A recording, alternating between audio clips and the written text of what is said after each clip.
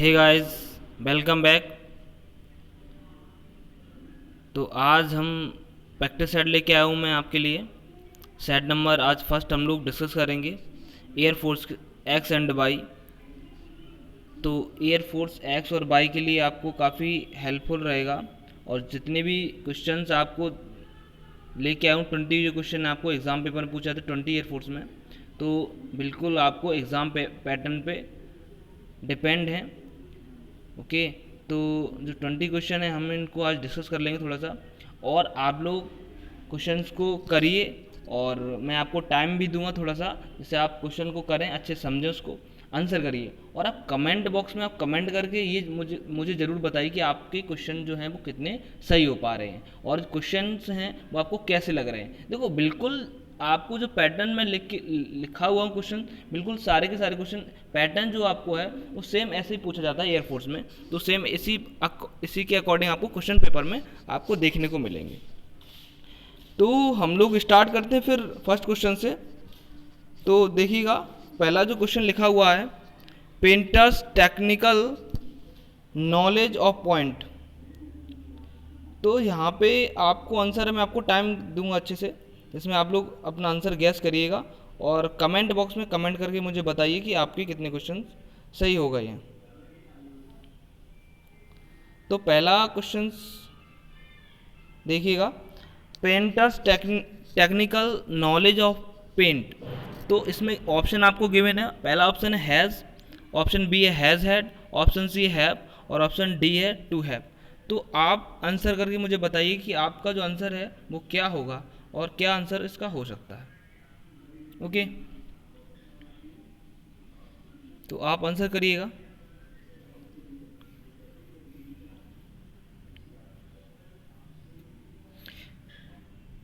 Okay, I hope आपने आपका answer सोच लिया होगा। तो अब हम आंसर करेंगे इसका।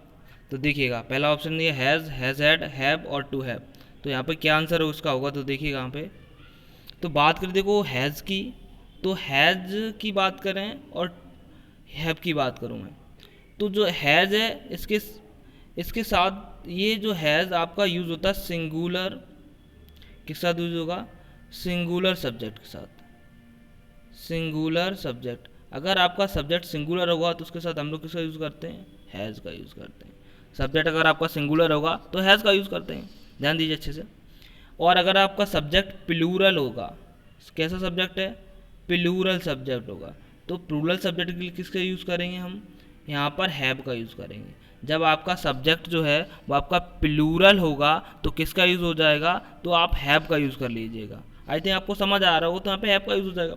अब बात आती है यहाँ पे हैज़ और हैड। ये देखो, ये जो फॉर्म आपका बी ऑप्शन, ये कभी नहीं हो सकता। ये B option has had never possible, क्योंकि हैज़ आपकी, मैं आपको बता दूँ डिटेल में, हैज़ आपका जो फॉर्म होता है वो आपका B5 फॉर्म होता है।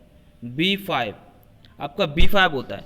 और इसके साथ B5 की बात, ये सिंगुलर भी और B5, इसके साथ कभी भी आप थर्ड फॉर्म का यूज़ नहीं कर सकते। तो आई थिंक ये आपका जो ऑप्शन है वो आपका बी तो बिल्कुल ही रॉन्ग होगा, ये कभी हो ही नहीं सकता यहाँ पर। तो ध्यान दो, यहाँ पर अगर बात करें हम लोग पेंटर्स की, तो पेंटर्स जो है वो आपका प्लूरल सब्जेक्ट है। क्या सब्जेक्ट है, प्लूरल सब्जेक्ट है। जब ये पेंटर्स प्लूरल सब्जेक्ट होगा तो वर्ब बताओ कैसे लेगा, प्लूरल, ऑब्वियसली कैसे वर्ब लेगा, प्लूरल लेगा। अब ये टू हैव कोई लॉजिकल वर्ब नहीं है, तो ये ऑप्शन आपका गलत हो जाएगा। तो ऑप्शन मैंने आपको गलत कर दिया, ऑप्शन मैंने आपको डी बता दिया, बिल्कुल गलत होगा। ये आपकी कोई वर्ब नहीं होगी, टू हैव है ना। तो यहाँ पे अकॉर्डिंग सब्जेक्ट आपको वर्ब चाहिए होती है, तो टू हैव यहाँ पे रॉन्ग होगा। मैंने आपको बोला कि बी ऑप्शन भी आपका इनकरेक्ट है, ये भी आपका लॉजिक वैसे ही आपका गलत होने वाला, गलत है। तो बात करें हम लोग ऑप्शन ए और ऑप्शन सी, तो ऑप्शन ए और सी में आप चूज़ कर लोगे कि जो पेंटर्स लिखा है, ये पेंटर्स की बात हो रही है, तो पेंटर्स जो है वो आपका प्लूरल सब्जेक्ट है। और जब ये प्लूरल सब्जेक्ट है तो ऑब्वियसली बात है ये प्लूरल वर्ब भी लेगा। तो यहाँ पर बात करें तो हैव आपका प्लूरल वर्ब होता है, जबकि हैज कैसी वर्ब है, सिंगुलर। तो यहाँ पर जो हैज़ और हैव का यूज़ हो रहा है वो पास के सेंस में यूज़ हो रहा है कि पास है। तो यहाँ पर पेंटर्स लिखा है, तो इसके अकॉर्डिंग आपका जो आंसर होगा सही, वो आपका बी वाला राइट आंसर हो जाएगा। तो आपका जो आंसर राइट होगा वो कौन सा हो जाएगा, वो आपका बी, आपका राइट, सॉरी, सी ऑप्शन आपका राइट हो जाएगा। कौन सा ऑप्शन राइट हो जाएगा? सी। आई होप आपका भी सही हो गया होगा। तो बड़ा इजी क्वेश्चन था, आसानी से हमने कर लिया इस क्वेश्चन को। तो पेंटर्स हैव हो जाएगा यहाँ पर आपका, कैसी वर्ब ले जाएगा? ये आपकी प्लूरल वर्ब लेगा, क्योंकि पेंटर्स यहाँ पे प्लूरल है और यहाँ पर हैव का जो मीनिंग है वो तो पास का सेंस होता है, वो टेक्निकल क्या है उसके पास, पेंटर्स होते हैं उनके पास have technical knowledge of point. तो वहाँ उस रखने की बात हो रही, तो इसका यहाँ पर जो वर्ब यूज होगा वो आपका हैव हो जाएगा। आई थिंक आपको समझ आ गया होता, इजी क्वेश्चन था। तो now move to next question. Next question देखिएगा, तो आप आंसर करिए। All I okay fill in the blanks in my life is about book and from books. तो आंसर क्या होगा? पहला ऑप्शन इसमें learning, option B learned, option C to learn, option D learns. तो आप इसमें आंसर करके मुझे बताइए कि आंसर इसका क्या हो सकता है। ओके, तो आपके पास 10 सेकेंड हैं जिसमें आप आंसर अपना बता दीजिए मुझे जल्दी से।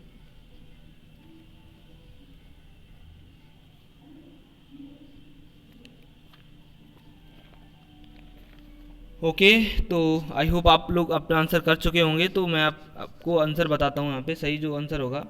देखो बात यहाँ पर है, ऑल आई लिखा हुआ है, ऑल आई।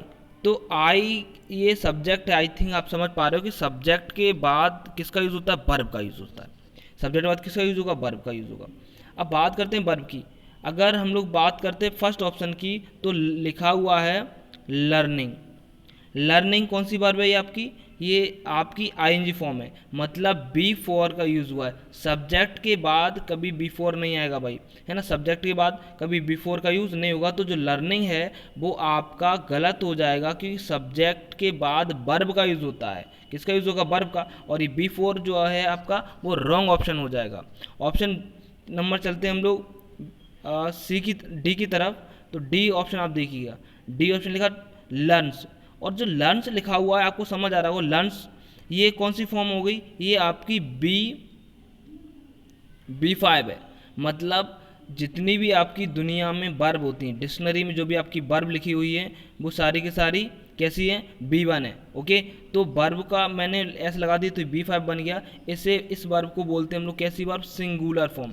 मतलब आप ध्यान दो अच्छे सारे स्टूडेंट्स कि जितनी भी डिक्शनरी में वर्ब आपकी नोट डाउन है या जितनी भी आपको वर्ब दिखाई देती हैं वो सारी की सारी वर्ब होती हैं, वो कैसी वर्ब होंगी? सारी की सारी प्लूरल वर्ब होती हैं। मतलब जितनी वर्ब हैं वो सारी की सारी कैसी वर्ब होती हैं? प्लूरल। तो मैं आपको थोड़ा सा बता दूं कि जितनी वर्ब होती हैं वो आपकी सारी की सारी कैसी वर्ब होती हैं? प्लूरल होती है। डिक्शनरी में आप बैठो देखोगे, है ना, लुक अप दिस डिक्शनरी, तो आप डिक्शनरी में सर्च करोगे तो जितनी जितने भी वर्ड्स लिखे वर्ब के वो आपके सब क्या होंगे? सब आपकी B1 होगी।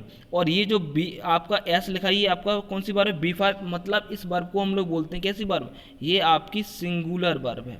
कैसी वर्ब है? सिंगुलर वर्ब है। आई थिंक आप समझ पा रहे हो कि वर्ब में एस लगाने से वर्ब आपकी सिंगुलर फॉर्म में बनती है। जैसे मैंने लिखा गो, आपने पढ़ा होगा, मैंने लिखा गो, क्या लिखा? गोज, गोज लिख दिया, यानी गो में मैंने एस और ई एस लगा दिया। या मैंने लिखा नोज, KNOWS, नोज।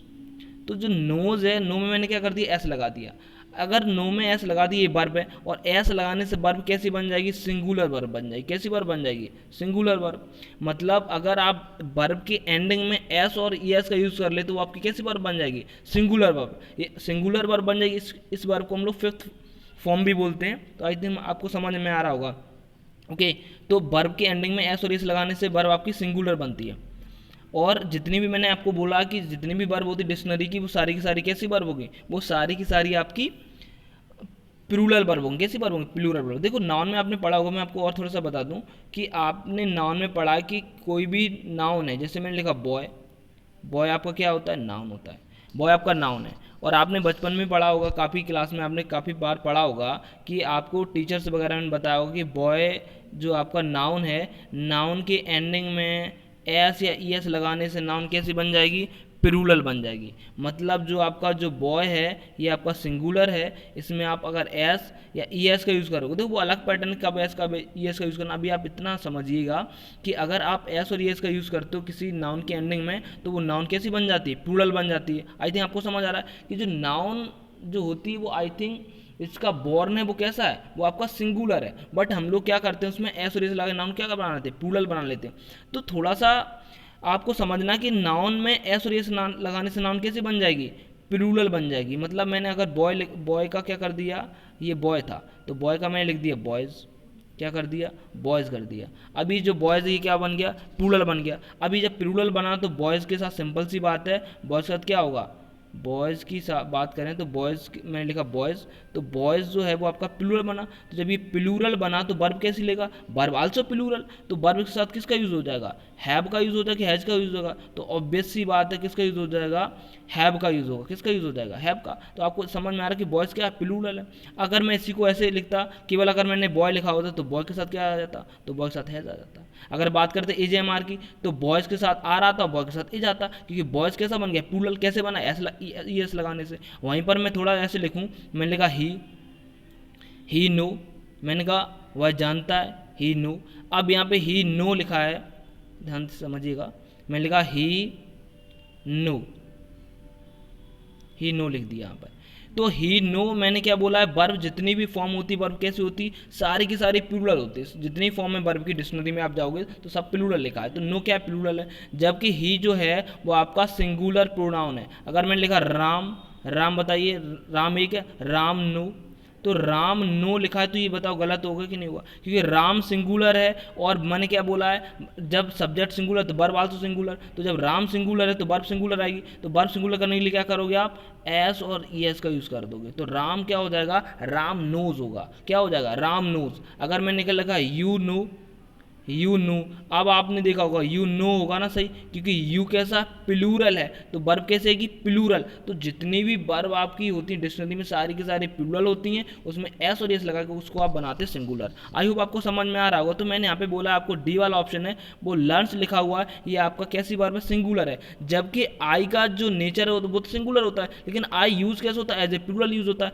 तो यहाँ पर लर्न्स जो लिखा है वो आपका क्यों ये गलत हो जाएगा, क्यों गलत हो रहा है आपको समझ में आ रहा होगा, क्योंकि आई का जो नेचर सिंगुलर होता है but use as a plural होता है। तो प्लूरल बनने के लिए हम लोग को किसका यूज करना चाहिए, लर्न का यूज करना चाहिए। तो लर्न यहाँ पर किसी भी ऑप्शन में है नहीं है। और लर्निंग मैंने बोला कि यहाँ पे बिफोर डायरेक्ट आएगा नहीं, बिना इज एम आर के आपका बिफोर का यूज हो नहीं सकता। ऑप्शन सीध पे चले तो टू लर्न लिखा है, या टू लर्न का क्या लॉजिक है भाई, मेरे गलत हो जाएगा, क्योंकि आई सब्जेक्ट बाद मैंने क्या बोला, वर्ब का यूज होना चाहिए, तो टू बार इन्फिनिटिव का यूज यहाँ पर भी नहीं होगा। तो ये ऑप्शन भी आपका सी वाला इनकरेक्ट हो गया। आई होप आपको समझ में आ रहा है। आपको पहले एलिमिनेट करना आना चाहिए कि हमें एलिमिनेट कैसे करना है। यहाँ पे लर्निंग को मैंने क्यों गलत किया कि बिफोर बिना इज एम आर बाज बार के आ नहीं सकता। और यहाँ पे लर्न्स लिखा है तो ये B5 हो गया। B5 मतलब ये कौन से, ये आपकी जो वर्ब है वो आपकी सिंगुलर वर्ब है। और जबकि आई के साथ अगर यहाँ पर मैं लिख देता, अगर सपोज करो आई, मैंने यहाँ पे आई की जगह क्या कर देता, आई को मैं हटा के यहाँ पे ऑल आई को हटा के मैं ही कर देता या सी कर देता, किसी का नाम लिख, तो यहाँ पर लर्न्स आ सकता था। आई होप आपको समझ में आ रहा। अगर यहाँ पे सिंगुलर में सब्जेक्ट लिखता तो यहाँ पे लर्न्स आ सकता था, जबकि यहाँ पे जो सब्जेक्ट है वो आपका प्लूरल है, तो यहाँ पर आप लर्न्स का यूज नहीं करेंगे। आई होप आपको समझ में आ रहा है ना। तो यहाँ पर क्या आंसर हो जाएगा आपका, लर्निंग नहीं होगा, टू लर्न नहीं होगा, ये आपके तीनों ऑप्शन हो जाएंगे गलत, और ऑप्शन जो आपका बी मार्क्स हो जाएगा आपका सही। तो यहाँ पे हो जाएगा लर्न, और ये हो जाएगी आपकी सेकंड फॉर्म। और आपको पता सेकंड फॉर्म के साथ सब्जेक्ट चाहे सिंगुलर हो या प्लूरल हो, ये मैटर बिल्कुल भी नहीं करता, सब्जेक्ट कैसा भी हो सेकंड फॉर्म दोनों के साथ आ जाती है। तो सही ऑप्शन क्या हो जाएगा आपका बी। आई होप आपको समझ में आ रहा होगा। तो हम लोग नेक्स्ट क्वेश्चन पे चलते हैं। नेक्स्ट क्वेश्चन देखिएगा और आप आंसर जरूर करिए। The doctor fill in the blanks, the woman had her son would recover। तो पहला ऑप्शन है इंश्योर्ड, ऑप्शन बी है इंश्योर्ड, ऑप्शन सी है assumed और ऑप्शन डी है assured। तो आप मुझे कमेंट करके बताइए कि आपका आंसर क्या होगा, वो आप मुझे बता दिए। और आप आंसर अपना गैस करके कमेंट बॉक्स में कर लिए, गैस कर लीजिए और फिर मुझे बताना। आप नोट डाउन करते चलना, जिसमें आपको देखना कि आपको आंसर कितने आपने सही कर पाए हैं। ओके, तो पहला ऑप्शन है इंश्योर्ड और आप इसमें आंसर करिएगा। आपके पास 5 सेकेंड है।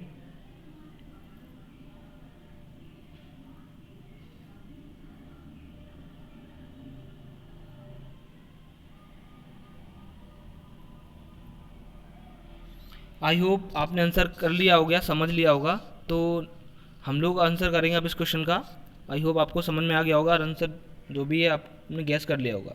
तो पहला ऑप्शन इसमें इंश्योर्ड। तो मैं सारे यहाँ पे जो क्वेश्चन है ये भी काफ़ी इंपॉर्टेंट है, तो हम सारे आपको डिस्कस करके सारे के सारे क्वेश्चन सारे के सारे ऑप्शन को बताने वाला हूँ। तो पहले इंश्योर्ड लिखा है, इंश्योर्ड, अज्यूम्ड और एश्योर्ड। ओके, तो बात करें यहाँ पर सारे वर्डों की बात, मैं डिटेल डिस्कस कर लूँ तो बात करूँ मैं अश्योर, बात करूँ मैं इंश्योर्ड की पहले। तो इंश्योर्ड का मीनिंग क्या होता है वो आप समझिएगा।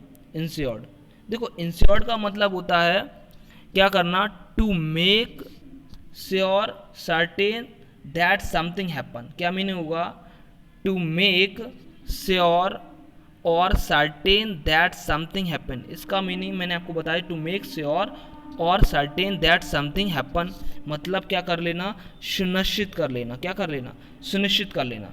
मैं इंश्योर का मतलब क्या हो जाएगा, सुनिश्चित कर लेना। मतलब मैंने क्या बोला, सुनिश्चित कर लो, अपना करियर को सुनिश्चित कर लीजिए।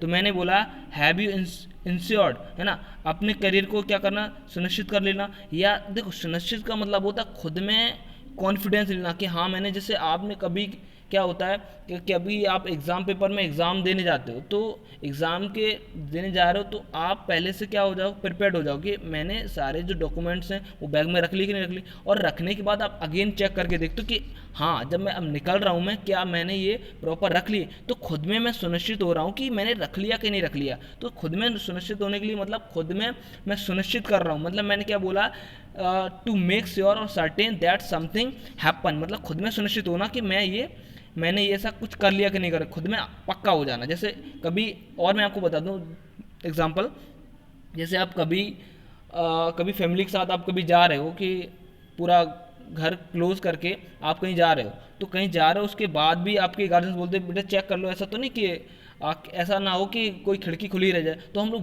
दोबारा से जाते रीचेक करते हैं कि ऐसा तो नहीं कोई विंडोज़ वगैरह खुली रही हो। तो मैंने बोला प्लीज़ इंश्योर्ड, मैंने क्या बोला, please ensure that all windows are closed. मैंने क्या बोला, please ensure that all windows are close, तो सुनिश्चित कर लो सारी विंडोज़ बंद है कि नहीं। तो खुद में सुनिश्चित होना मतलब क्या हो जाएगा, उसके साथ उसका मीनिंग क्या हो जाएगा, इंश्योर, तो खुद में सुनिश्चित होना। तो मैंने बोला मैंने सुनिश्चित कर लिया, मैं ऐसा कर लूँगा, तो वहाँ पे इंश्योर्ड वर्ड का यूज़ हो जाएगा। आई होप आपको समझ आ रहा। दूसरा वर्ड की बात करें हम लोग, इंश्योर्ड। इंश्योर्ड का मीनिंग क्या हो जाएगा, इंश्योर्ड का मीनिंग क्या होगा भाई, इंश्योर्ड का मीनिंग हो जाए इंश्योरेंस पॉलिसी, मतलब क्या करा लेना, बीमा करा लेना। जो आपका बीमा होता है इंश्योरेंस, मतलब इंश्योरेंस करा लो। मैंने क्या बोला, अपनी कार का इंश्योरेंस करा लो। मैंने बोला हैव यू इंश्योर्ड। अब मैंने बोला ये, हाँ देख ध्यान से समझना, मैंने क्या बोला आपको, मैंने बोला हैव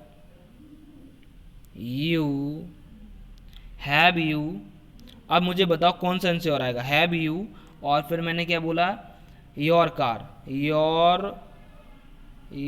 कार, क्या बोला, योर कार। मैंने बोला हैव यू और fill the blanks your car. तो कार का क्या होगा, कार का इंश्योरेंस कार सुनिश्चित होगी, या कार इंश्योर्ड होगा, या कार एश्योर्ड होगा, या कार एज्यूम्ड होगा। तो बात करें यहाँ पे कार की बात हो रही, तो कार का क्या कराना, मैंने क्या बोला, इंश्योर का मतलब इंश्योरेंस पॉलिसी होता है, मतलब बीमा कराना। तो यहाँ पर जो कार का क्या होगा, बीमा। तो यहाँ पर आपका इंश्योर्ड और इंश्योर्ड की बात करो एश्योर्ड की, तो यहाँ पर सही आपका क्या होगा, इंश्योर्ड आएगा। क्या आएगा, इंश्योर्ड। क्या आ जाएगा, इंश्योर्ड, मतलब क्या करा लीजिएगा, बीमा। तो बीमा की बात होगी उसके लिए किसका यूज़ करोगे आप, इंश्योर्ड का यूज़ करोगे। आई होप आपको समझ आ रहा होगा। तो मैंने बोला हैव और insured your car, have your insured your car, have you insured your car. तो यहाँ पर इंश्योर्ड आएगा, ना कि इंश्योर्ड और एश्योर्ड। आपको मैं एश्योर्ड भी बताता हूँ अभी। तो यहाँ पर क्या आएगा, इंश्योर आएगा। इंश्योर का मतलब मैंने आपको बता दी, इंश्योरेंस पॉलिसी से मतलब बीमा कराने से। आई होप आपको समझ में आ रहा होगा। तो मैं आपको इसमें इसका ऑप्शन और बता दूँ, तो आई होप आपको इंश्योर और एश्योर्ड आपको समझ में आ गया होगा।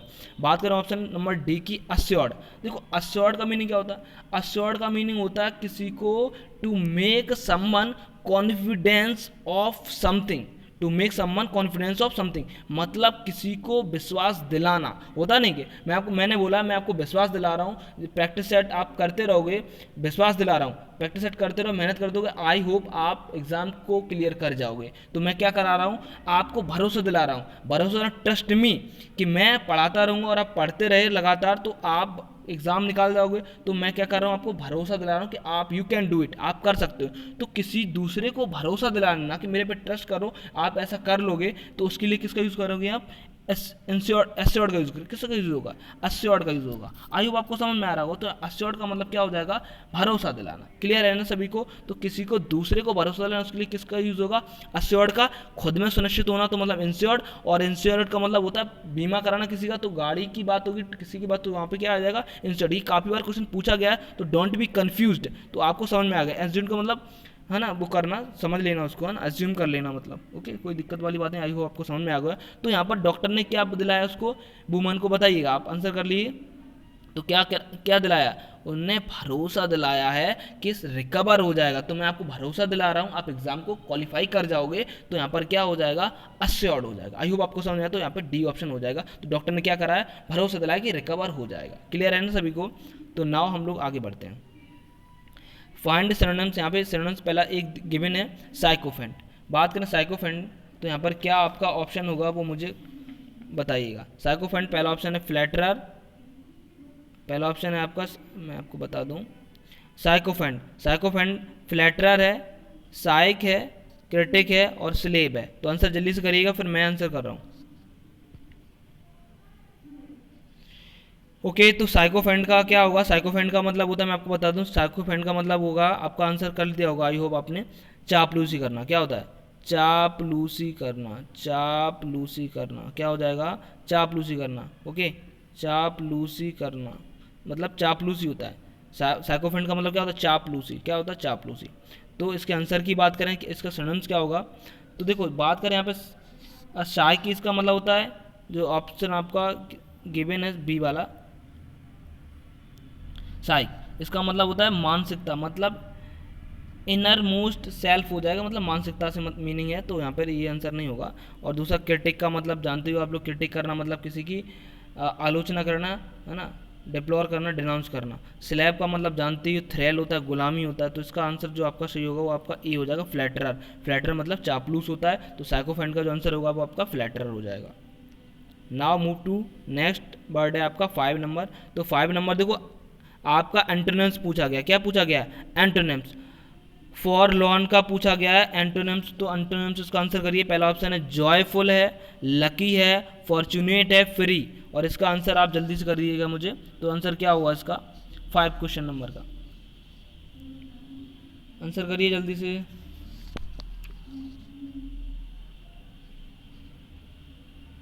ओके, तो नाउ मैं आंसर करता हूँ। तो फॉर लॉन का मीनिंग क्या होता है, फॉर लॉन की बात करूँ तो फॉर लॉन का मीनिंग होता है निराश। क्या मीनिंग होता है, फॉर लॉन का मीनिंग होता है निराश। क्या होता है मीनिंग, फॉर लॉन का मीनिंग होता है निराश।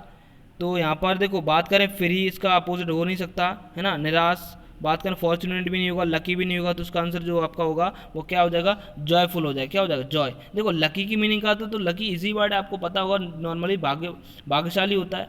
और फॉर्चुनेट क्या होता है, फॉर्चुनेट का मतलब भी क्या होता है, भाग्यशाली। दोनों का मीनिंग एक ही है, सेम दोनों वर्ड हैं। और फ्री का मतलब जानते हो, स्वतंत्र होता है। तो आई होप आपको समझ में आएगा। यहाँ पे क्या हो जाएगा, जॉयफुल हो जाएगा। कि फॉर लॉन का मतलब होता है निराश। क्या होता है, for Laurn, for Laurn, for lawn मतलब होता है निराश। तो आई होप आपको समझ में आएगा, आंसर आपका ए हो जाएगा। Now move to next question. जो क्वेश्चन नंबर 6 में आपको दे रखा है, इसमें पूछा गया है choose the correct spelling word. तो यहाँ पर करेक्ट आपको स्पेलिंग को छांटना है। ओके, करेक्ट स्पेलिंग को छांटना है आपको। इसमें ये बतानी जो आपका करेक्ट स्पेलिंग है वो क्या होगा। ओके, तो आपको समझ में आ रहा क्या होगा। तो पहला ऑप्शन है सेपरेट, सेपरेट, सेपरेट। तो यहाँ पर आप आंसर करिएगा। आप देखो, आई होप आपको याद होगा, तो आप आंसर कर दीजिए। स्पेलिंग का जब भी कभी आप आंसर करोगे तो आप, होता क्या, आपको अगर नहीं पता तो आप कंफ्यूज हो रहे हो, तो आप क्या करिए, देखो एग्ज़ाम अब तो ऑनलाइन होता है। तो आप तुरंत पेन से लिख के देख लीजिएगा सेपरेट। क्योंकि आप चारों ऑप्शन में देखने निकलोगे SEPRAT, अगर आपको याद भी नहीं है तो आप थोड़े से भी कंफ्यूज हो तो आप आंसर सही बिल्कुल भी नहीं कर पाओगे। तो आप क्या करिए, आप पेन को उठा के तुरंत रफ पे लिख के देख ली कि आपने जो लिखा है वो कैसा लिखा है। तो आई होप वहाँ पर आपका सही होने के चांसेस हैं। बट आप आंसर में ढूंढोगे ये ऐसे करके, तो आई होप आप गलत भी कर सकते हो, उसमें नो डाउट। बट आप खुद पेन से लिख के देख लो, उसके बाद आप इसमें ढूंढोगे तो आपको आई होप मिल जाएगी।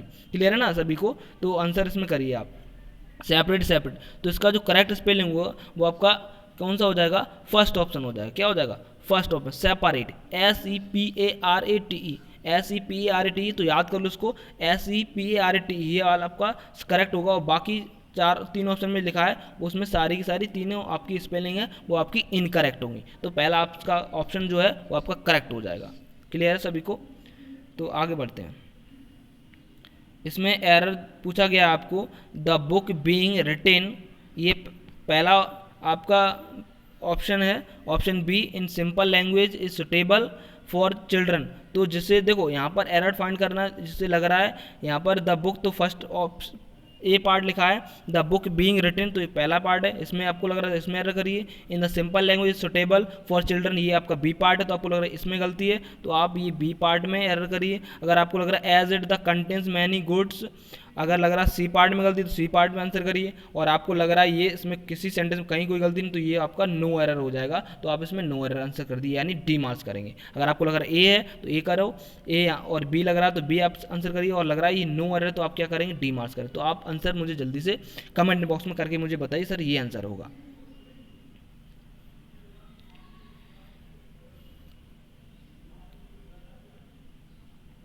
आई होप आपने पढ़ लिया होगा, तो आप आंसर मैं आपको बता दूं इसका आंसर क्या होगा। तो यहाँ पर the book being written in simple language suitable for children as it contains many goods advises. तो बात करते हैं यहाँ पर सी पार्ट में, तो इसका जो एरर पार्ट है वो आपका सी पार्ट में एरर है। देखो कैसे एरर है, बात करते हैं हम लोग एडवाइस की।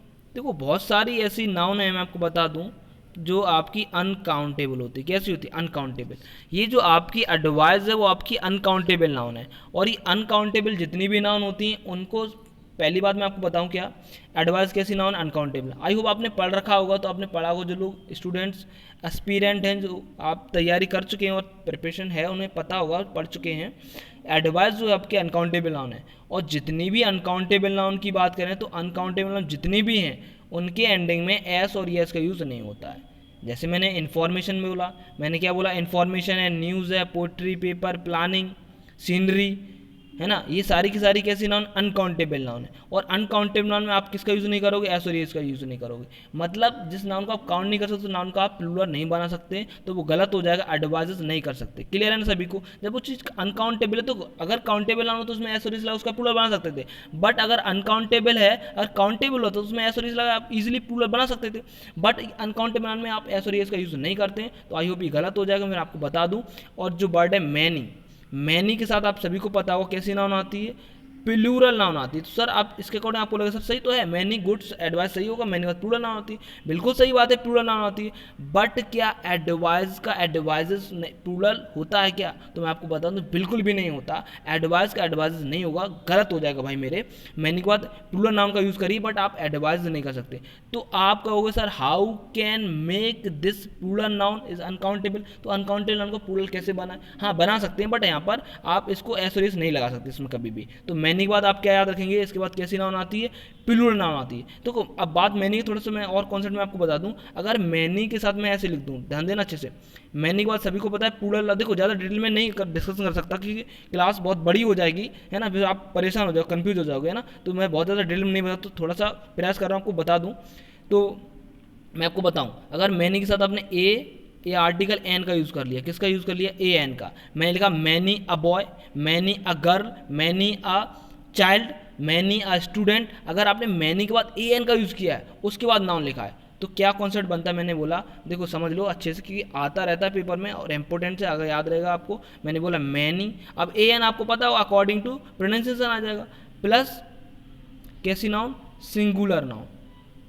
मैनी के बाद कैसी नाउन आएगी, सिंगुलर नाउन। वर्ब फिर कैसे आएगी, तो ऑब्वियस सी बात है सिंगुलर वर्ब यूज होगा। मैनी के बाद आपने ए एन लगा दिया तो सिंगुलर नाउन। अगर यहाँ पर आपने पूरा लिख दिया many a boys, many a girls, तो गलत हो जाएगा बिल्कुल। और मैनी के बाद आपने ए एन लिखा तो यहाँ पे कैसी नाउन आएगी, सिंगुलर नाउन, सिंगुलर वर्ब। तो आप एग्जाम पेपर में आएगा तो यही इसी में गलती देगा, बस मैंने ए लगा दिया यहाँ पे बॉयज लिख देगा, मैंने ए एन लिखा, मैंने ए टीचर्स लिख देगा, तो यहाँ पे गलत हो जाएगा ना, हो जाएगा। तो मैनी के बाद कैसी, मैनी के बाद आप अगर डायरेक्ट लिख रहे हो many boys, many girls, many sisters, बिल्कुल सही है। अगर इसके बाद ए एन का यूज़ करोगे तो यहाँ पर आपको सिंगुलर नाउन लगानी है और वर्ब भी सिंगुलर लगानी है। मैंने बोला मैनी बॉयज, तो मैनी बॉयज आर किड्स, क्या होगा, आर होगा, many boys are, many girls are, तो वहाँ पर आर का यूज़ होगा। बट अगर आपने बोला many a boy, many a girl, तो फिर आप किसका यूज़ करोगे, इज का यूज़ करोगे। Many a girl, many a boy, is, many a boys are, many a boys, many a boys are, तो गलत हो जाएगा, बॉयज़ का यूज़ नहीं होगा, मैनी अ बॉय होगा। तो आई होप आपको समझ आ रहा कि आपने मैनी का ए एन का यूज़ कर लिया है, तो इसके बाद सिंगुलर नाउन, सिंगुलर वर्ब का यूज़ करते हैं। क्लियर है सभी को। और अगर आपने मैनी का यूज़, मैनी के तुरंत डायरेक्ट बाद आप यूज़ करोगे तो मैनी के बाद कैसी नाउन आएगी, प्लूरल नाउन। तो यहाँ पे एडवाइस, मैंने बोला एडवाइस नहीं कर सकते, तो फिर क्या करेंगे हम, इस अनकाउंटेबल नाउन को क्या करेंगे, जितनी भी देखो अनकाउंटेबल नाउन है, फर्नीचर है ना, पोइट्री है, पेपर, जितने भी आपके अनकाउंटेबल उसमें क्या करते हैं हम लोग, पीस ऑफ, आइटम ऑफ लगा के उसका प्लूरल बना देते हैं। तो मैनी के बाद मैं क्या लिखूंगा, पीसेस ऑफ गुड एडवाइस। क्या होगा, मैनी पीसेस, मैनी क्या लिखूंगा मैं, many pieces, many pieces, PIEC, many pieces, many pieces of. अब ये सही हो जाएगा, मैनी पीस। देखो आप पीस को तो काउंट कर सकते हो, तो मैनी को मैंने प्लूरल बनाया, मैनी पीसेस ऑफ एडवाइस, तो एडवाइस में ऐसे नहीं आ, क्या हो जाएगा, मैनी पीसेस ऑफ एडवाइस हो जाएगा। अभी बिल्कुल सही है, तो मैनी पीसेस ऑफ एडवाइस, तो एडवाइस में इसका यूज़ नहीं करेंगे। तो आई थिंक आपका जो आंसर है वो आपका जो करेक्ट इनकरेक्ट पार्ट होगा वो आपका सी हो जाएगा। तो आपका जो आंसर है वो आप सी पार्ट में जिसने टिक किया है उसका आंसर करेक्ट हो जाएगा। आई होप आपको समझ में आएगा। तो हम नेक्स्ट क्वेश्चन पे चलते हैं। क्वेश्चन नंबर 8 देखिएगा, you are the man who have spoiled it. तो क्या इसमें आंसर होगा, जल्दी से मुझे आंसर करके बताइए इसका आंसर क्या होगा।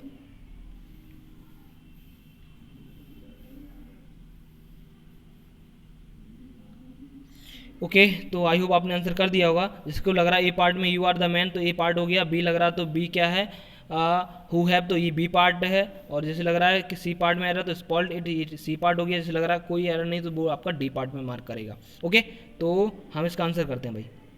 आंसर इसका क्या हो जाएगा, देख लो। देखो बात करते हैं जो हु लिखा है, हु क्या है, ये रिलेटिव प्रोनाउन है। कैसा प्रोनाउन है, रिलेटिव प्रोनाउन। एग्जाम पेपर में काफ़ी क्वेश्चन बनते हैं इससे कि रिलेटिव प्रोनाउन, अगर सेंटेंस के अंदर मैं आपको क्या बताता हूँ, रिलेटिव प्रोनाउन। अगर जिसने देखो आप, आई होप आपने पढ़ रखा होगा रिलेटिव प्रोनाउन के बारे में, है ना, हु विच दैट, जो आपके रिलेटिव प्रोनाउन होती हैं, हु विच दैट, इनसे पहले क्या आ रखा है, हु विच दैट, ये आपका रिलेटिव प्रोनाउन से पहले क्या आ जाएगा, रिलेटिव प्रोनाउन से पहले कोई भी एंटीसीडेंट है, मतलब कोई नाउन या प्रोनाउन है। यहाँ पर जो कोई भी नाउन या प्रोनाउन लिखा है, जैसे यहाँ पे द मैन लिखा है, ये क्या है, ये आपका एंटीसीडेंट है। और एंटीसीडेंट से पहले आर्टिकल द का यूज़ होता है। किसका यूज़ होगा, आर्टिकल द का। तो हु के पहले मैंने क्या बोला है, हु के पहले लिखा है द मैन। यहाँ पे अब वर्ब इसने हैव का यूज़ किया है। ओके तो यहाँ पर द जो मैन है ये क्या है, आपका एंटीसीडेंट है। और यहाँ पर रिलेटिव प्रोनाउन से पहले जब भी कभी आपका एंटीसीडेंट आएगा तो उसके पहले मोस्टली आर्टिकल द का यूज़ होता है। किसका यूज़ होगा, द का यूज़ होगा। तो मैंने क्या बोला, रिलेटिव प्रोनाउन से पहले जो भी एंटीसीडेंट आएगा उसके अकॉर्डिंग इस वर्ब का चूज करोगे आप। किसके अकॉर्डिंग, रिलेटिव प्रोनाउन से पहले जो भी एंटीसीडेंट आएगा उसके अकॉर्डिंग ही वर्ब का यूज करोगे। किसके अकॉर्डिंग यूज करोगे आप वर्ब इसके अकॉर्डिंग करोगे, द मैन के अकॉर्डिंग यूज करो। क्योंकि मैंने क्या बोला अभी कि रिलेटिव प्रोनाउन हु जो लिखा है, रिलेटिव प्रोनाउन से पहले जो भी एंटीसीडेंट आएगा उसके अकॉर्डिंग वर्ब का यूज होगा। तो यहाँ पर गलत आपका ऑप्शन है, वो आपका इनकरेक्ट जो पार्ट है वो बी हो जाएगा। मतलब द मैन के अकॉर्डिंग जो वर्ब आपकी हैव लिखा हुआ है, तो यहाँ पर किसका यूज करोगे आप, हैज का यूज करो। क्यों यूज करोगे, क्योंकि द मैन है वो आपका सिंगुलर है, तो ये सिंगुलर वर्ब लेगा। आई होप आपको समझ में आ रहा होगा कि रिलेटिव प्रोनाउन से पहले जो भी नाउन, जो भी आपका एंटीसीडेंट है उसके अकॉर्डिंग आप वर्ब का यूज करते हैं। क्लियर है। Okay now move to next error part. I hope को सभी को समझ में आ रहा है ना। Every day new invention is make for the good of humanity. देखो बात करें हम लोग यहाँ पर इन्वेंशंस, किसकी बात करें, इन्वेंशन। अब जो इन्वेंशन लिखा है, न्यू इन्वेंशन, ये कैसा है, प्लूरल है। कैसा है, प्लूरल है। जब ये सब्जेक्ट आपका प्लूरल गिवन है तो वर्ब कैसी आएगी, ऑब्वियसली प्लूरल आएगी। तो इज मेक पहले ही वैसे ही गलत लिखा है कि इज के साथ कभी वर्ब फर्स्ट फॉर्म कैसे पॉसिबल ही नहीं है, इसके साथ मेक आ जाए। इसके साथ मेक का यूज़ बिल्कुल भी नहीं कर सकते कि इसके साथ तो आईएनजी फॉर्म का यूज़ होगा। देखो एज एम की बार बात करें तो इसके साथ या तो आप B3 लगाओ या आप B4 लगाओ, बट आप B1 का यूज़ कभी नहीं कर सकते।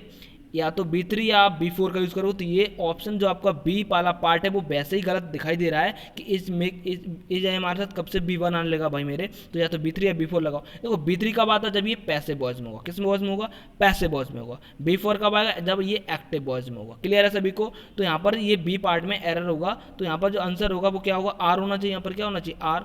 तो आर के साथ मेक तो होगा नहीं, क्या हो जाएगा, मेड हो जाएगा। आर के साथ क्या हो जाएगा, मेड हो जाएगा, आर मेड। मतलब ये पैसिव वॉइस बनेगा। देखो इन्वेंशन किए जाते हैं, ये सब क्या है, पैसिव वॉइस है। तो यहाँ पर क्या हो जाएगा, आर मेड, इससे सही ऑप्शन होगा। तो यहाँ पर जो बी हो जिसने मार्क किया है वो आपका बी वाला गलत पार्ट हो जाएगा। तो आपका सही ऑप्शन, सही कैसे करेंगे, आर मेड करके। तो बी पार्ट जो है वो आपका एरर पार्ट होगा। आई होप आपको समझ में आ गया। तो हम लोग नेक्स्ट क्वेश्चन पे चलते हैं।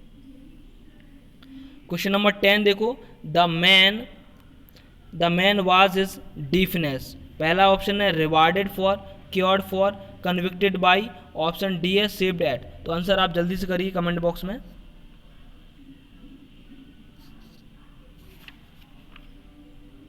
तो क्या होगा, आंसर करिएगा। आई होप आपने आंसर कर दिया होगा। तो rewarded for, cured for, convicted for, saved at. तो बात कर रहे हैं यहाँ पर देखो किसकी, मैन कैसा है, डीफनेस है। डीफनेस की बात हो रही, मतलब डीफनेस का मतलब होता है बहरापन। तो मतलब इलाज की बात की जाती है।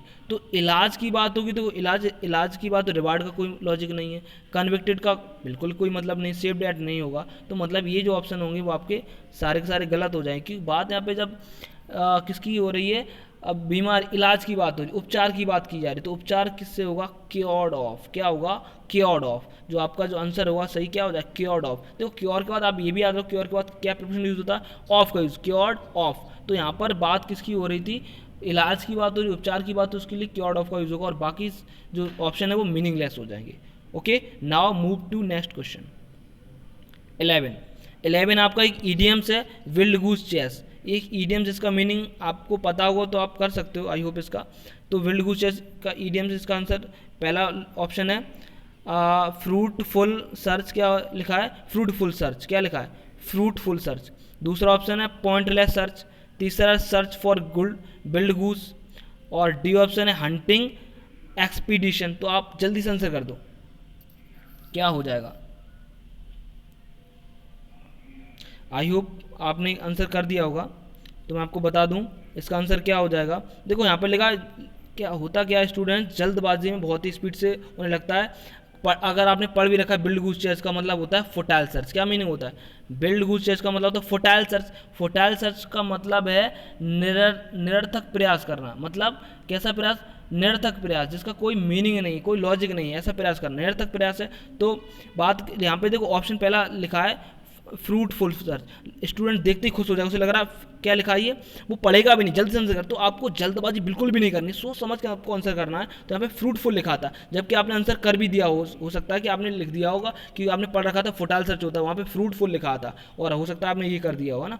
तो ये जल्दबाजी में आंसर बिल्कुल भी नहीं करना है। तो आपका जो आंसर होगा वो आप जो ये आपका लिखा है फ्रूट, तो ये तो गलत हो जाएगा। बात करें सर्च या बिल्कुल, इसका कोई लॉजिक नहीं, इसका ये सारे के सारे मीनिंग गलत होगा। तो इसका हो जाएगा पॉइंटलेस सर्च। क्या मीनिंग हो जाएगा, पॉइंटलेस सर्च, निरर्थक प्रयास। तो आपका सही ऑप्शन हो जाएगा बी ऑप्शन। क्लियर है सभी को, तो समझ में आ गया होगा। तो ईडियम्स था आपका।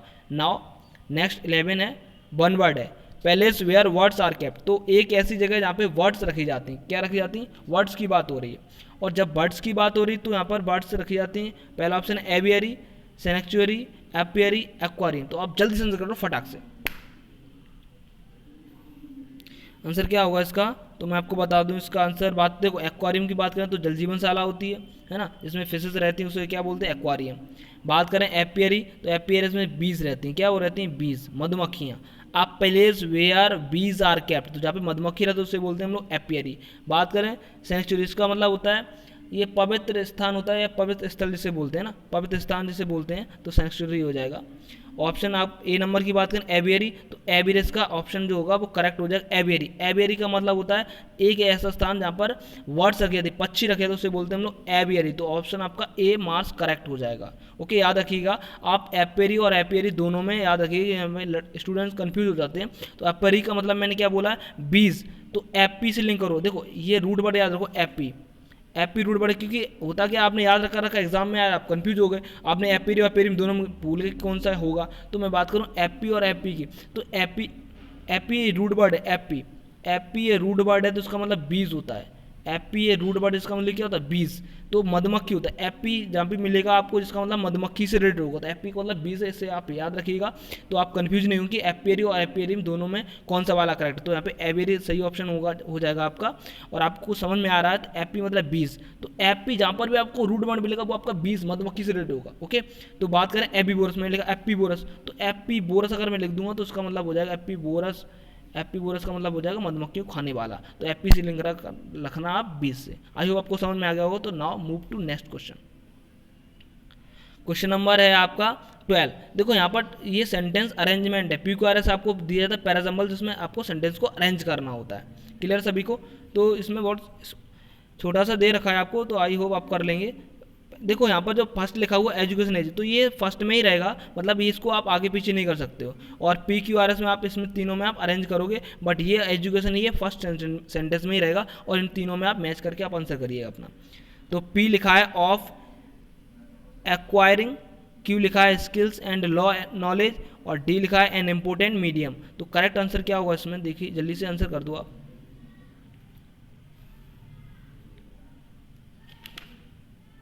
तो क्या होगा भाई आंसर इसका, तो जल्दी से मैच करो। तो पहला ऑप्शन है Q R P, option B है R P Q, option C है P R Q, option D है आर क्यू पी। तो आंसर करो जल्दी से। तो क्या हो जाएगा इसका, मैं आंसर आपको बता दूं, 12 का आंसर हो जाएगा बी। क्या हो जाएगा, B, R P Q answer इसका करेक्ट होगा। देखो कैसे, एजुकेशन इज, एजुकेशन इज, और बड़ा छोटा सेंटेंस आप तुरंत मिला लोगे, education is an important medium. Education is क्या है, इम्पोर्टेंट मीडियम है, किसके लिए, पी, ऑफ एक्वायरिंग किसके लिए, और उसके बाद आपका होगा सी, स्किल्स एंड लॉ नॉलेज। तो सिंपल था, आसानी से आपको समझ में आ गया होगा। ओके, तो now move to next question. तो आपको ऐसे ही क्वेश्चन मिलने वाले एग्जाम पेपर में। देखो भाई, पहले लिखा है they will laugh at you, ये आपको दे रखा है पैसिव, सॉरी ये दे रखा है आपको एक्टिव वॉइस। क्या दे रखा है, एक्टिव वॉइस दे रखा है, एक्टिव वॉइस दे रखा है। तो क्या बताना आपको, पैसिव वॉइस बताना है। क्या बताना है, पैसिव वॉइस। तो मैं आपको बता रहा हूँ 2 सेकंड में आप पैसिव वॉइस करो, 2 सेकंड में, 2 सेकंड से ज़्यादा टाइम नहीं लगना चाहिए आपको पैसिव वॉइस करने में। देखो ध्यान, सबसे पहले इंपॉर्टेंट बात है टेंस।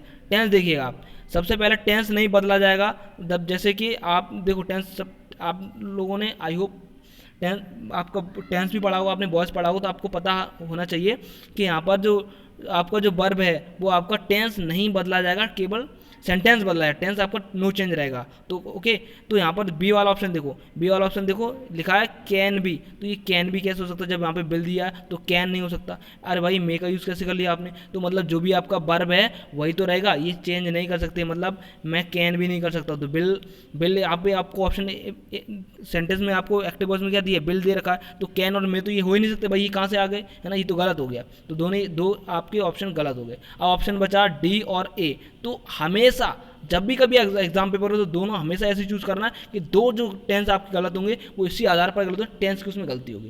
अब ऑप्शन ए पे चलते हैं, will have been laughed at you. अरे ये नहीं कॉन्सेप्ट हो सकता भाई, ये आपका गलत हो जाएगा, ये टेंस भी आपका नहीं बनेगा। तो सही ऑप्शन आपका जो बचा वो आपका डी बचा। तो इस तरीके से आपको ऑप्शन चूज कर लेना है, ये गलत और ये आपका करेक्ट। बस 2 सेकंड में आपका आंसर, कितना 2 सेकंड में आपका आंसर निकल के आ जाएगा। क्लियर है सभी को, तो इसका आंसर हो जाएगा डी वाला। तो इजी है, कोई दिक्कत वाली बात नहीं है। ऑप्शन नंबर, क्वेश्चन नंबर देखो 14 में नरेशन देखा है, आई shall go tomorrow he said. यही बात आपको मैं इसमें बता रहा हूँ कि सबसे पहले इंपॉर्टेंट बात क्या है, टेंस देखना है, टेंस देखना है। तो पहले ऑप्शन की बात करें 14 में, तो 14 में आपको लिखा है, तो डी से चलता हूँ मैं, डी में आंसर करो जल्दी से आप। डी पे चलता हूँ, डी में मैं, आप लोग पहले आंसर कर दो मुझे, है ना, आंसर कर दो जल्दी से। मैं आपको पढ़ दे रहा हूँ question. I shall go tomorrow he said, बिल्कुल इजी है। He said that he would go the next day लिखा है। Option B, he said that he shall go the next day, और option C, he said that he should go tomorrow, option D, he said that he would go tomorrow. तो answer आप जल्दी से कर दीजिएगा। चलो फिर मैं बताता हूँ। तो ऑप्शन नंबर डी की तरफ देखो, मैंने पहले ही बोला कि सबसे पहले एलिमिनेट करना है हमको कौन सा ऑप्शन, ये गलत हो। बिल्कुल इजी आता भाई, बिल्कुल पैटर्न हुबहू आपको ऐसे मिलने वाला है, बिल्कुल कठिन भी नहीं आता है ना जरा सा भी, तो ऐसे ही मिलने वाला है। तो मैंने कहा ही said that he would go tomorrow. तो हम डी ऑप्शन से पहले मुझे एलिमिनेट करना कि मुझे क्या क्या एलिमेंट हो सकता है। तो डी वाले ऑप्शन से ही सेड, ठीक है, सेड कोई दिक्कत नहीं यहाँ तक। That he would go tomorrow, देखो यहाँ तक वुड लिखा है, सेल का वुड ने वुड कर दी, लेकिन यहाँ टुमारो चेंज नहीं किया तो इसलिए गलत हो जाएगा। देखो टुमारो को नेक्स्ट डे होना चाहिए तो ये गलत हो गया। ऑप्शन सी पे चलो, सी पे चलते हैं हम लोग। ही सेड दैट, यहाँ पर भी सही था, सेल का शुड कर दिया है गो टुमारो, तो यहाँ पर भी टुमारो नहीं बदला गया, तो ये भी आपका गलत हो गया, टुमारो चेंज होना चाहिए था। आगे चलते हैं हम लोग, he said that he will shall go. देखो टेंस अगर आपका रिपोर्टिंग बार पास्ट में, तो रिपोर्टेड स्पीच का टेंस बदला ही जाएगा, वो आपका पास्ट में जाना चाहिए कि नहीं जाना चाहिए। तो यहाँ पर लगा सेड, तो यहाँ पे सेल को उसने चेंज नहीं किया, इसलिए आपका ये गलत हो गया। तो इस तरीके से एलिमिनेट करना है आपको और बस आगे अपना आंसर कर देना है। ऑप्शन अब बचा क्या, अब इसको थोड़ी पढ़ना है, 3 हमने जब गलत कर ली तो यही तो होगा। अब पागलों की तरह से भी पढ़ें हम, इसे समझें, अरे जब 3 गलत हमने कर ली कॉन्फिडेंस से, तो चौथा तो अपने आप ही करेक्ट हो जाएगा। ओके, आई होप आपको समझ में आएगा। तो now move to next question. Question number 5 देखो, nothing is impossible him in about for an. तो क्या होगा नथिंग इम्पॉसिबल, तो यहाँ पर प्रपोजिशन का है इन अबाउट फॉर, तो यहाँ पर सुटेबल प्रपोजिशन क्या होगी, जल्दी से आंसर करो। इन है, अबाउट है, फॉर, ऑन, तो क्या होगा इम्पॉसिबल के बाद nothing is impossible for me, मैं तो क्या हो जाएगा यहाँ पर सर आपका फॉर यूज आपका करेक्ट हो जाएगा। आई होप आपको समझ में आ गया होगा। Nothing is impossible for me, मैंने बोला nothing is impossible for you, तो इसके साथ हम लोग प्रपोजिशन आपका फॉर का यूज़ कर लेंगे, तो बिल्कुल कोई दिक्कत वाली बात नहीं। आई होप आपको समझ में आ गया होगा। तो हमने 15 क्वेश्चन कवर अप कर लिए यहाँ पर, और 15 क्वेश्चन और 5 क्वेश्चन होंगे जो आपके पैसेज से होंगे। ओके, तो पैसेज पे चलते हैं हम लोग। अब पैसेज देखिएगा अच्छे से, पैसेज ये आपको दिखाई दे रहा होगा। ओके, और पैसेज के बाद चलिए ऑप्शन पे, पहला क्वेश्चन, दूसरा, तीसरा, चौथा, पांचवा, ये 5 क्वेश्चन है पैसेज से। ओके, तो दिख गए हो सभी को, ये 5 क्वेश्चन है जिसको आपको आंसर करने हैं। ओके, तो हम लोग 1 बाय 1 डिस्कस करेंगे। देखो होता क्या है, स्टूडेंट्स क्या करते हैं, पैसेज को देखा यूँ, और फर्स्टली जो स्टूडेंट पेपर दे रहे हैं उन्होंने क्या किया, यहाँ से पढ़ना स्टार्ट कर दिया, शुरू से पढ़ना पूरा उन्होंने क्या कर दिया, यहाँ से पूरा पढ़ना स्टार्ट किया, रीड किया जा रहा है, और यहाँ पर पता चल रहा है उनको, और टाइम काफ़ी ज़्यादा लगा लेते हैं, उसके बाद भी ये आंसर क्या करते हैं, गलत करने लगते हैं। तो पैसेज का कुछ स्टूडेंट को लगता है मुझे पूरा मीनिंग नहीं आएगा तो हम कर ही नहीं पाएंगे। ये बिल्कुल भी मैटर नहीं करता भाई मेरे, कि आपको पैसेज का सारा मीनिंग आएगा तभी आप इसे कर पाओगे, ऐसा कोई लॉजिक नहीं है। आपको बिल्कुल पूरा पैसेज रीड करना ही नहीं है भाई, है ना, पूरा रीड, ऐसे में पूरा पैसेज को आपको रीड करना ही नहीं है, आपको बस तरीके, देखो कभी मैं पैसेज की क्लास कर लूँगा, आपको बता दूंगा थोड़ा डिटेल में, कोशिश करूँगा मैं आपको अभी यहाँ से भी बताने की। पहले तो आपको पैसेज पढ़ना नहीं है, रीड बिल्कुल भी नहीं करना। आपको करना क्या है, फर्स्टली आपको क्वेश्चन को पढ़ना है, क्या क्वेश्चन पूछा, उसके बाद आपको पैसेज जाना है। ऐसा नहीं कि पहले पैसेज पढ़ उसके बाद रीड कर रहे हैं। तो आपको फर्स्टली क्या करना है, फर्स्टली आपको क्वेश्चन पढ़ना है, और उसके बाद आप पैसेज में आप अपना आंसर ढूंढिए। तो पैसेज करना आई थिंक मैं तो मानता हूँ बहुत ईजी होता है। क्यों ईजी होता है, क्योंकि यार सामने रखा है, उसी में यार सबसे बड़ी बात ये तो देखो आप कि ये रहा पैसेज, और इसी में आपके आंसर छुपे हुए हैं। यार कितना सिंपल है, इसी में आपके आंसर छुपे हैं इस पैसेज के अंदर। तो हम लोग को क्या करना है कि क्वेश्चन को पढ़ के उसके बाद इसमें आपका आंसर ढूंढना है। ओके, ना कि देखो मैं आपको बता दूं कैसे सॉल्व आपको करना है, आई होप आप देखिएगा। तो हम लोग चल रहे डिस्कस करते हैं, है ना। तो जल्दी से देखो, I think negatively and you will get, पहला क्वेश्चन है I think negatively and you will get, इसका आंसर करना कैसे। ऑप्शन मैंने पढ़ लिया, bad result, immediate result, negative result, positive, मुझे नहीं पता क्या होगा। अब मैं क्या करूंगा, अब मैं इसका आंसर ढूंढूंगा पैसेज में जाके। अब पैसेज में जाके मुझे पैसेज पूरा तो पढ़ना नहीं है, मुझे अपना आंसर ढूंढना है। तो मैं क्या करूँगा, जल्दी से ओवरव्यू करता चला जाऊँगा और पढ़ता चला जाऊँगा सीधा। मैं थोड़ा सा देखो कैसे पढ़ता जाऊँगा, मैंने बोला मैं जल्दी से पढ़ूंगा, स्पीड से थोड़ा नजरें टिकाते रहूँगा। इफ़ यू बाय बिलीव के मैंने लिखा, मैंने यहाँ पे पढ़ा, मैंने देखा यहाँ पे क्या देखा, एक सेकेंड, तो यहाँ देखो, आपको क्या करना, पूरा पढ़ना नहीं, आपको बस आपको आंसर अपना ढूंढना है। मैंने यहाँ पे जनरली में जनरली में देखता चला जा रहा हूँ। If you believe you can, मुझे नहीं पता इसका मीनिंग क्या है, मतलब मैं इस तरीके से पढ़ रहा हूँ। तो मैं I can not think negatively and will get negative result because, I hope आपको आंसर है ना, बिकॉज यहाँ पे पूरा देखो, आपको आंसर, आपको अगर पता हो गया आपने क्या पढ़ा था, तो आपको पता होगा कि यहाँ पर क्वेश्चन था वो ये था negative and you will get. तो आपको ये वाली लाइन कहाँ मिलेगी वो ढूंढना है, ये लाइन आपको कहाँ मिलने वाली है, think negative and you will get, ये आपको ये ढूंढना है कि ये कहाँ मिल रहा है सेंटेंस। बस देखो यहाँ पे आपको मिल जाएगा, मैं आपको बता दूँ। देखो आपने पढ़ा होगा तो यहीं पे आपका ये देखो लिखा हुआ है, think negative and you will get negative result, तो आपको आंसर यही मिल गया है, देखो है ना। तो मैंने पहले क्वेश्चन पढ़ा तो आपको ढूंढना था ना, तो तुरंत हमने ढूंढ लिया, तुरंत negative and you will get, हमें नहीं पता आंसर आपका हो जाएगा। तो क्या हो जाएगा, आपको आंसर तुरंत मार्क कर देना है। क्या मिला आपको आंसर क्या मिल गया है, तो मुझे बता दो जल्दी से, क्या मिला भाई। तो क्या हो जाएगा इसका, सी नेगेटिव रिजल्ट, क्योंकि अभी हमने आपको आंसर ढूंढ लिया कि नहीं ढूंढ लिया। इस तरीके से आपको आंसर ढूंढ लेना है कि आपने क्वेश्चन पढ़ा, आपको उसी में सर्च करना, उसी में आपको मिल जाए कहीं ना कहीं। क्लियर है सभी को। तो चलो, तो सेकंड क्वेश्चन, तो पहले का आंसर आपने कर दिया, सी ऑप्शन इज करेक्ट हो जाएगा। तो चलते हैं हम लोग सेकंड क्वेश्चन पे, इसे पढ़ लो। If you want to cultivate positive thinking, if you want to cultivate positive thinking, पहला ऑप्शन है you should think and speak care hopefully, you should speak boldly, you should speak softly, you should speak loudly. तो अब मुझे क्या करना है, question में ये ढूंढ रहा है कि कहाँ आपको मिलने वाला है। If you want to cultivate positive thinking, चलते हैं हम लोग पैसेज में। तो मैं किसी दिन आपको, आप लोग बताइएगा, फिर मैं पैसेज की रखूँगा जिससे आपको पैसेज फाइंड करने में बड़ा आसानी हो जाएगी। कोई दिक्कत नहीं है, आपको उसी में आंसर मिलने लगेगा, बस थोड़ा सा आपको समझना है, बस उसी में आपको आंसर मिलना स्टार्ट हो जाएगा। तो चलते हैं हम लोग इसी में। तो कितना ईजी लगेगा आपको, देखो मैंने यहाँ तक पढ़ लिया तो फिर आगे आंखें मैं आगे बस देखता चला जाऊँगा। By thoughts create negative atmosphere because thoughts you create negative atmosphere because by thoughts you create negative atmosphere because hospitable negative result third जल्दी जल्दी से मैं पढ़ता था। Atmosphere makes the positive result, और यहाँ तक मैं चला आया to cultivate positive thinking is the. अब देखो यहाँ से देखो ये आपको मिल गया, cultivate positive thinking speak hopefully about everything. तो आपको क्या हो जाएगा आंसर, आपको मिल चुका है भाई आंसर। ओके आपको आंसर यहाँ से मिल गया, तो क्या हो जाएगा आपका आंसर बताइएगा जल्दी से। तो यहाँ पर आपको मैंने बताया, देखो यहाँ से कितनी जल्दी से मिल गया, तो आपको क्या हो जाएगा, आ जाओ भाई। तो if you want to cultivate positive thing, तो क्या हो जाएगा इसका आंसर, तो आपकी अभी मैंने पढ़ लिया था, क्या मिल गया आपको, ये रहा आपका आंसर। यानी आपका आंसर जो करेक्ट होगा वो आपका ए ऑप्शन हो जाएगा। You should think and speak hopefully, आपका ए ऑप्शन करेक्ट होगा। इजी से आपने आंसर ढूंढ लिया। चलते थर्ड में, अब इस थर्ड ऑप्शन को पढ़ो। The passage is on, passage किस पे डिपेंड, पेसिमिज्म, ऑप्टिमिज्म, टूरिज्म या न्यूट्रलिज्म। तो चलते हम लोग पैसेज पे, अब फिर से चलते हैं पैसेज पे। तो पैसेज पूरा आपने पढ़ लिया, cultivate thinking hopefully, then feed you mind with good nourishment and wholesome thoughts. I think आप पूरा पढ़ोगे तो आपको समझ में आ जाएगा। ये जो डिपेंड है वो किस पे डिपेंड है, वो आपका ऑप्टिमिस्टिक है। कैसा पैसेज है, ऑप्टिमिस्टिक है। तो इसका जो करेक्ट आंसर हो जाएगा वो आपका क्या हो जाएगा, बी वाला, ऑप्टिमिस्ट में। कैसा हो जाएगा, बी वाला। तो पैसेज किस पे डिपेंड है, पैसेज है ऑप्टिमिज्म, ऑप्टिमिज्म आपका सही ऑप्शन हो जाएगा। चलते हैं हम लोग नेक्स्ट नंबर 4 पे। What will cast away your negative thoughts. तो नेगेटिव थॉट्स आई इसी में पैसेज में आपको मिल जाएगा। नेगेटिव बात करते हो नेगेटिव थॉट्स की, तो आप ढूंढेगा पहला न्यूज़पेपर, मैगजीन, बुक्स और होली बुक्स। चलते हैं हम लोग पैसेज की तरफ। तो यहाँ तक हम लोग पढ़ चुके थे, यहाँ तक हमने पढ़ लिया था नेगेटिव, फिर से वही करने वाले हैं ऑन थिंकिंग, और यहाँ पे आपको आंसर मिल जाएगा कहीं ना कहीं। तो कल्टिवेट यहाँ तक हमने पढ़ लिया था। About then feed your mind with good nourishment and the wholesome thoughts, keep good company of friends who optimistic. तो ये तो आंसर कर दिया था answer. And script and read, देखो यहाँ से आपको आंसर मिल जाएगा।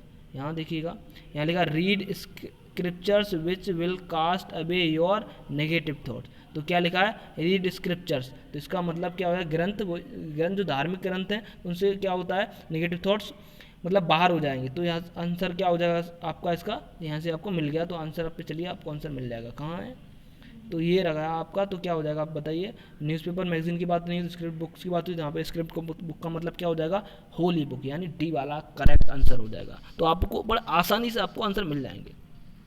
चलते क्वेश्चन नंबर 5 पे। तो क्वेश्चन नंबर पहले 5 पढ़ लो। क्वेश्चन नंबर 5 है, which of the following statement is not true. ऐसा स्टेटमेंट इसमें पूछा कि कौन सा है जो सही नहीं है। तो गुड फ्रेंड्स एलिवेट अवर थॉट, इंप्रूव में हेल्प करते। तो ये वाला स्टेटमेंट मैं आपको बता, पैसे आपने थोड़ा पढ़ा तो आपको पता चल जाएगा। ये आपका ये तो सही है, ये अच्छी बात, बिल्कुल सही बात है। Good friend elevate our thoughts करते हैं। ऑप्शन बी लिखा है, prayer helps us to keep our mind. तो प्रेयर करने से जो माइंड होता है वो कैसा क्लीन होता है, साफ होता है। तो ये भी आपका सही ऑप्शन हो जाएगा, है ना। चलते हैं, बात करते हैं हम लोग, for cultivating optimist we should always speak hopefully. तो ये भी आपने पढ़ा, ये भी सही बात है ना। तो ये भी आपका कैसा है, ट्रू है। ये भी ट्रू है, ये भी ट्रू है, ये भी आपको कैसा है, ट्रू सेंटेंसमेंट है। आपको अगर आपने पैसे पे थोड़ा सा भी एनालाइज किया तो आपको पता चल रहा होगा, ये ट्रू भी, ये भी ट्रू, ये भी ट्रू, ये दोनों आपके ट्रू हैं। तो बात करें तो ये आपका जो सही ऑप्शन होगा वो क्या हो जाएगा, सी करेक्ट ऑप्शन होगा, क्योंकि सी जो है वो गलत, सही बिल्कुल नहीं है। It is not possible to change pessimist into and optimist. क्या पॉसिबल नहीं है जो पैसिमिस्ट निराशावादी को चेंज करना ऑप्टिमिस्ट में, तो पॉसिबल है। आई थिंक ये आप जनरली भी कर सकते हो। तो यहाँ पे कोई बड़ी बात नहीं, आपने पैसे नहीं पढ़ा तब भी आप यहाँ से आई थिंक आंसर कर दोगे। आई होप आपने ये सारे के सारे क्वेश्चन किए होंगे। तो आई होप आपको समझ में आ गया होगा। कैसे जो भी क्वेश्चन लगे आपको, आप कमेंट बॉक्स में बताइए, जैसे आपको क्वेश्चन लगे, क्या लगा है आपको, कैसा फील हुआ है। और आपने जितने भी आपके सही हुए तो आप कमेंट बॉक्स में मुझे बताइए, सर मेरे इतने सही हो गए। तो आई थिंक देखो, प्रैक्टिस नहीं करोगे तो आपको पता भी नहीं चलेगा आप कितने क्या कर पा रहे हो। तो बिल्कुल पैटर्न पे आपके सारे के सारे क्वेश्चन थे। आई होप आपको समझ में आया होगा। तो हम लोग इस सेशन को यहीं तक रखेंगे। आपने क्वेश्चन कर लिए हैं, ओके। तो ओके भाई, ठीक है, धन्यवाद।